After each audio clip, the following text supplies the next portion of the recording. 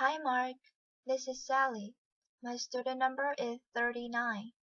Today I'm going to read Ruth Chang, How to Make Hard Choices. TED Salon, New York 2014, 14 minutes and 41 seconds. Filmed May 2014. Subtitles available in 27 languages. View interactive transcript. Subtitles and transcript. Select language, English. Think of a hard choice you will face in the near future. It might be between two careers, artist and accountant, or places to live, the city or the country, or even between two people to marry. You could marry Betty, or you could marry Lolita. Or it might be a choice about whether to have children, to have an ailing parent move, move in with you, to raise your child in a religion that your partner lives by, but leaves you cold, or whether to donate your life savings to charity. Chances are, the hard choice you thought of was something big, something momentous, something that matters to you. Hard choices seem to be occasions for agonizing, hand-wringing, and gnashing of teeth. But I think we've misunderstood hard choices and the role they play in our lives. Understanding hard choices uncovers a hidden power each of us possesses. What makes a choice hard is the way the alternatives relate. In any easy choice, one alternative is better than the other. In a hard choice, one alternative is better in some ways. The other alternative is better in other ways, and neither is better than the other overall. You agonize over whether to stay in your current job in the city or uproot your life for more challenging work in the country, because staying is better in some ways. Moving is better in others, and neither is better than the other overall. We shouldn't think that all hard choices are big. Let's say you are deciding what to have for breakfast. You could have high fiber bran cereal or a chocolate donut. Suppose what matters in the choice is tastiness and healthfulness. The cereal is better for you. The donut tastes way better. But neither is better than the other overall. A hard choice. Realizing that small choices can also be hard may make big hard choices seem less intractable. After all, we managed to figure out what to have for breakfast. So maybe we can figure out whether to stay in the city or uproot for the new job in the country. We also shouldn't think that hard choices are hard because we are stupid. When I graduated from college, I couldn't decide between two careers, philosophy and law. I really loved philosophy. There are amazing things you can learn as a philosopher, and all from the comfort of an armchair. But I came from a modest immigrant family where my idea of luxury was having a pork tongue and jelly sandwich in my school lunchbox. So the thought of spending my whole life sitting around in armchairs just thinking, well, that struck me as the height of extravagance and frivolity. So I got out of my yellow pad. I drew a line down the middle, and I tried my best to think of the reasons for and against each alternative. I remember thinking to myself, if only I knew what my life in each career would be like. If only God or Netflix would send me a DVD of my two possible future careers, I'd be set. I'd compare them side by side. I'd see that one was better and the choice would be easy. But I got no DVD. And because I couldn't figure out which was better, I did what many of us do in hard choices. I took the safest option. Fear of being an unemployed philosopher let me become a lawyer. And as I discovered, lawyering didn't quite fit. It wasn't who I was. So now I'm a philosopher, and I study hard choices, and I can tell you that fear of the unknown, while a common motivational default in dealing with hard choices, rests on a misconception of them. It's a mistake to think that in hard choices, one alternative really is better than the other. But we are too stupid to know which, and since we don't know which, we might as well take the least risky option. Even taking two alternatives side by side with full information, a choice can still be hard. Hard choices are hard not because of us or our ignorance. They are hard because there is no best option. Now, if there's no best option, if the scales don't tip in favor of one alternative over another, then surely the alternatives must be equally good. So maybe the right thing to say in hard choices is that they are between equally good options. But could that can be right. If alternatives are equally good, you should just flip a coin between them. And it seems a mistake to think, here's how you should decide between careers, places to live, people to marry, flip a coin. There's another reason for thinking that hard choices aren't choices between equally good options. Suppose you have a choice between two jobs. You could be an investment banker or a graphic artist. There are a variety of things that matter in such a choice, like the excitement of the work, achieving financial security, having time to raise a family, and so on. Maybe the artist career puts you on the cutting edge of new forms of pictorial expression. Maybe the banking career puts you on the cutting edge of new forms of financial manipulation. Imagine the two jobs however you like, so that neither is better than the other. Now, suppose we improve one of them a bit. Suppose the bank, owing you, adds $500 a month to your salary. Does the extra money now make the banking job better than the artist one? Not necessarily. A higher salary makes the banking job better than it was before, but it might not be enough to make being a banker better than being an artist.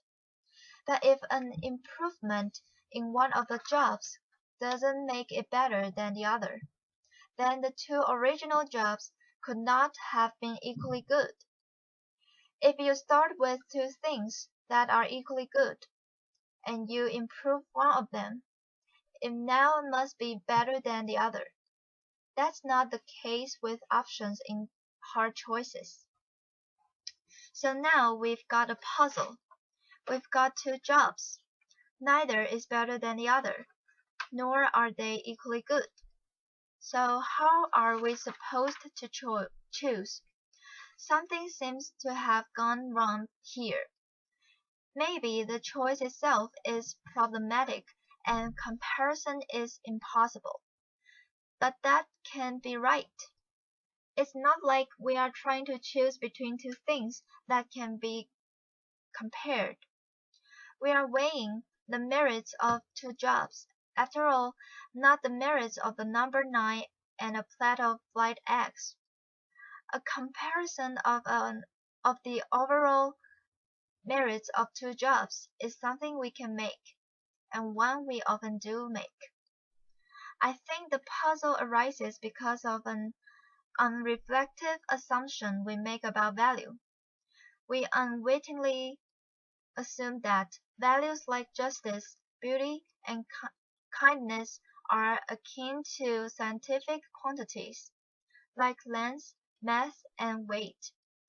Take any comparative question not involving value, such as which of two suitcases is heavier.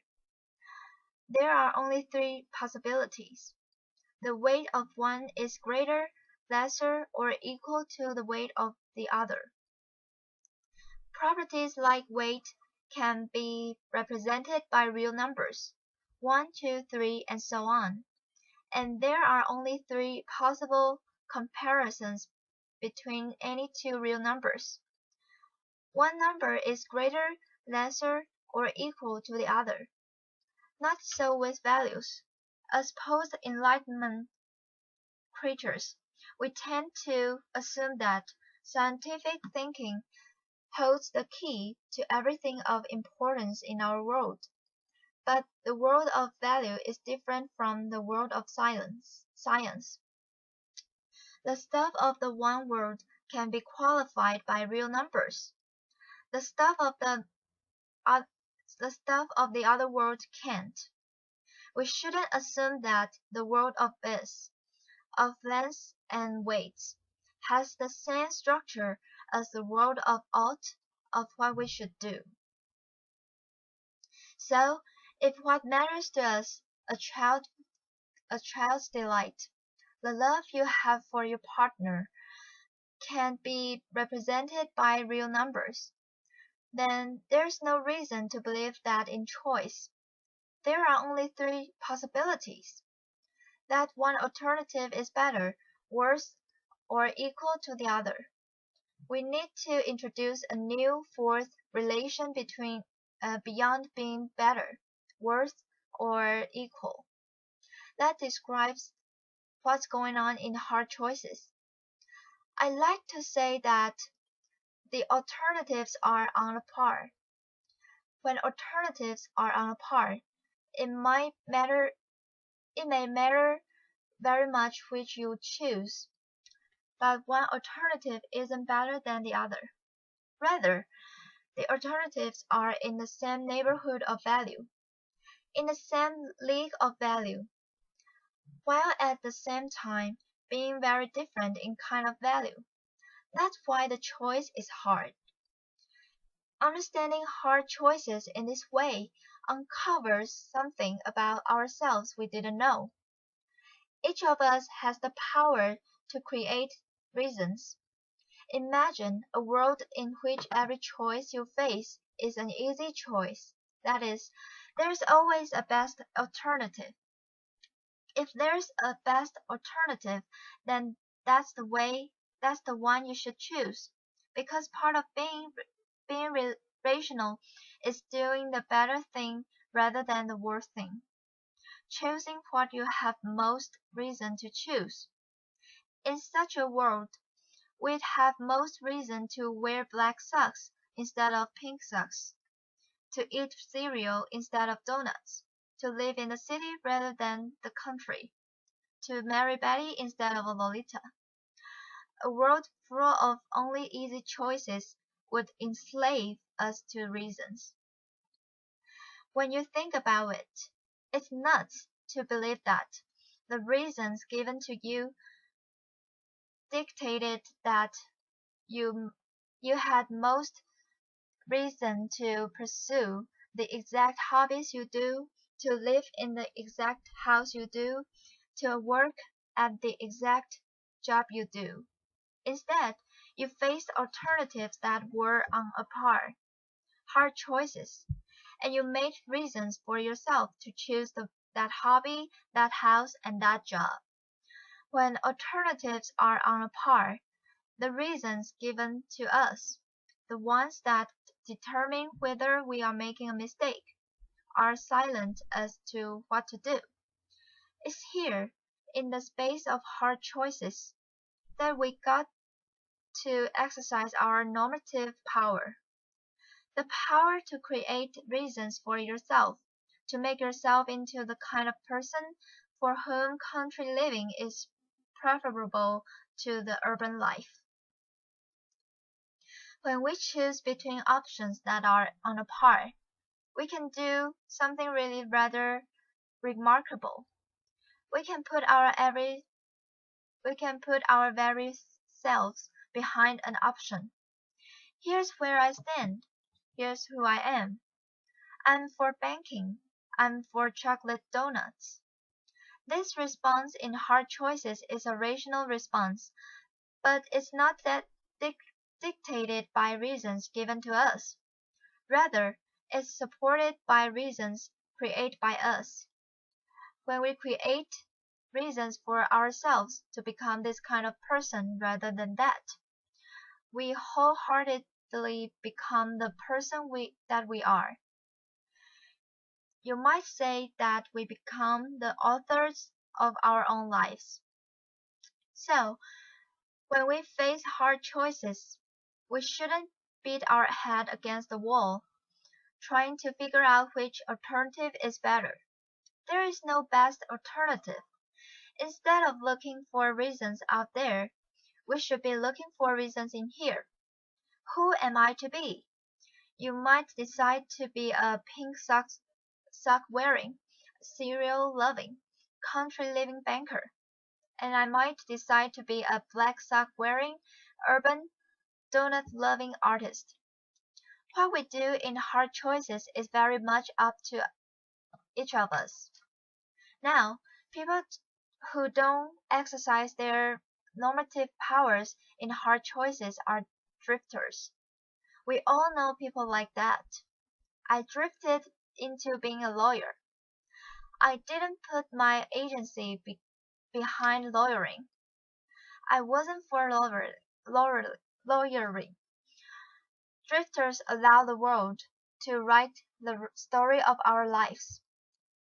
They let mechanisms of reward and punishment, pats on the head, fear, the easiness of an option, to determine what they do.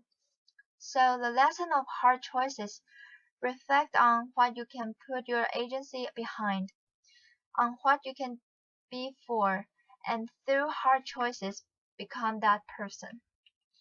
Far from being sources of agony or dread, hard choices are precious opportunities for us to celebrate what is so special about the human condition.